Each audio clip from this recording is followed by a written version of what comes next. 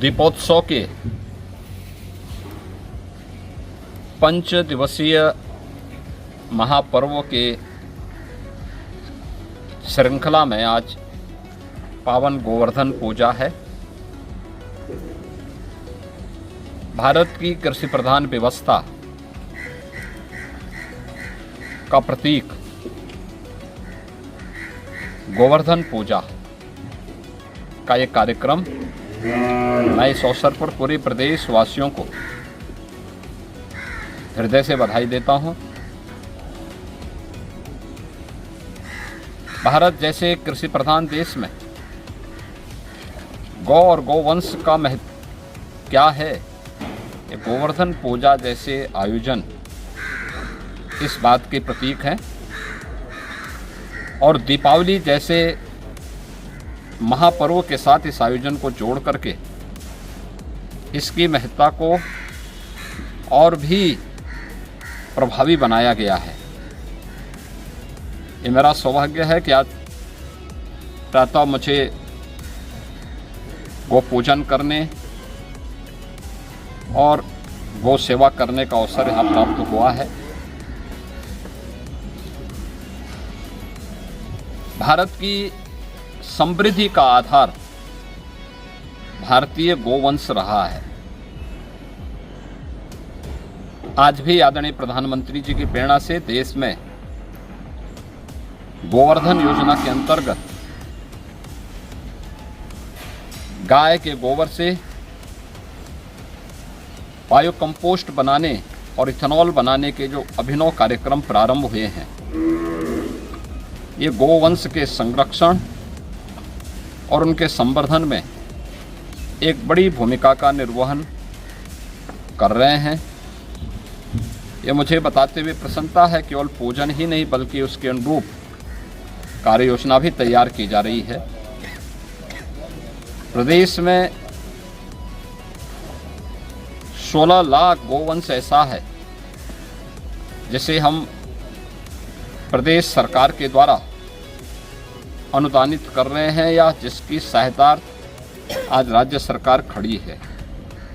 अन्नदाता किसानों की फसल को नुकसान न हो, इस दृष्टि से यह एक प्रयास प्रारंभ किया गया है।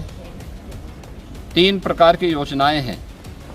निराश्रित गौ आश्रय स्थल की स्कीम,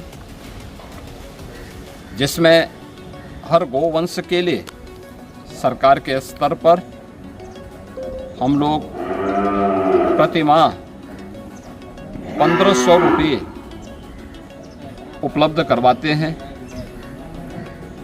ऐसे ही सहभागिता स्कीम है, जिसमें किसी भी अन्नदाता किसान के द्वारा अगर गोवंश के संरक्षण और संवर्धन के अपने इस कार्यक्रम के साथ जुड़ता है तो 4 गोवंश उसे प्रदान किया जाता है निराश्रित गौ आश्रय स्थल से, और वह उनकी देखभाल करता है।